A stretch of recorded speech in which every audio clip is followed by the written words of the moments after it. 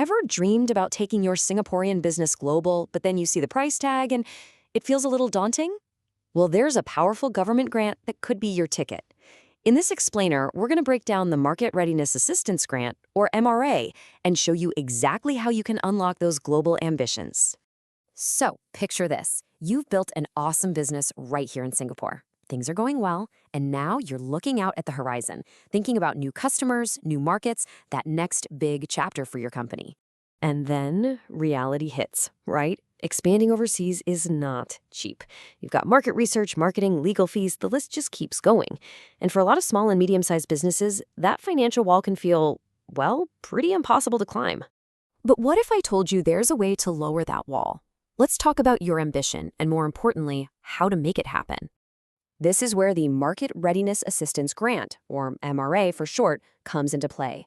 You can think of it as the government's way of giving you a major leg up. So what is it exactly? In a nutshell, the MRA grant is designed to help Singaporean SMEs like yours with the heavy lifting of breaking into a new overseas market.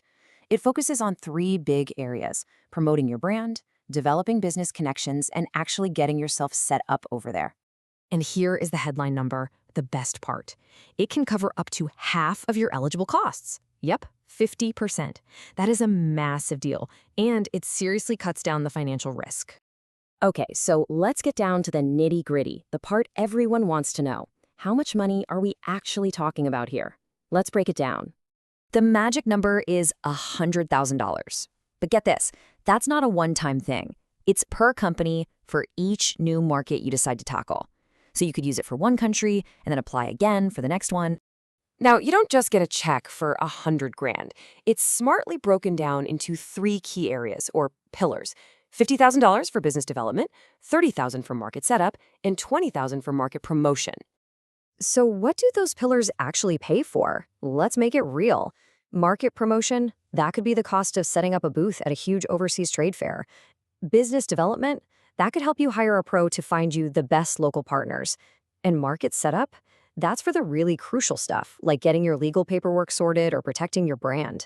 Okay, this all sounds amazing, right? But is it for you? This is where we get to the all-important eligibility check. Let's see if your business qualifies. All right, let's do a quick mental checklist together. Ready? First, is your business registered and operating in Singapore with at least 30% local ownership? Cool. Next, are you genuinely a newcomer to this market? The official rule is having less than $100,000 in sales there. Got that? And finally, is your company an SME? That usually means under $100 million in turnover or fewer than 200 employees. If you're nodding along to all of these, you are in a fantastic spot. So you've checked the boxes, you're eligible, now what? Let's walk through the application process. And don't worry, it's not as scary as it might sound. So the official site has like 9 steps, but honestly, you can think of it in 4 simple stages. First, you get your ducks in a row. That's the preparation phase. Then you actually submit the application online. Easy enough. Once you get the green light, you execute the project. And last but not least, you submit your claims and get that cash. That's disbursement. Okay, everybody, lean in for this one, because this is the golden rule. You cannot, I repeat, cannot apply for something you've already started. You have to submit your application before you sign a single contract or pay a single dollar.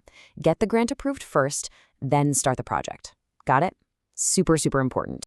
Now, speaking of getting ready, there are 2 key documents you're definitely going to need. First, your company's financial statements from the last 3 years. Second, a really detailed proposal or quote from the vendor you want to work with. Get these 2 things sorted out ahead of time, and the whole application process will be so much smoother. And here's a little pro tip for when you get your claim approved. It's all about getting your money back fast. You've got 2 choices: Pay Now Corporate or GIR. If you use Pay Now, you're looking at getting your funds in about 14 working days. But with GIR, it could take up to 8 weeks. For your company's cash flow, that's a no-brainer. Phew, okay, we have covered a ton of ground. We know what the MRA is, who it's for, and how the whole process works. So now for the most important part. How do you turn all this knowledge into action? So what's your very next step after this? It's simple. First, decide on a target market. Where do you want to go? Then hop onto the Business Grants portal online and look through the full list of supported activities. Find one that perfectly matches your strategy for that market. So really, when you think about it, with up to $100,000 of support for every new country you enter, that dream of going global, it's not so far-fetched after all. The real question isn't, can we afford to do this anymore? It's, where are we going first?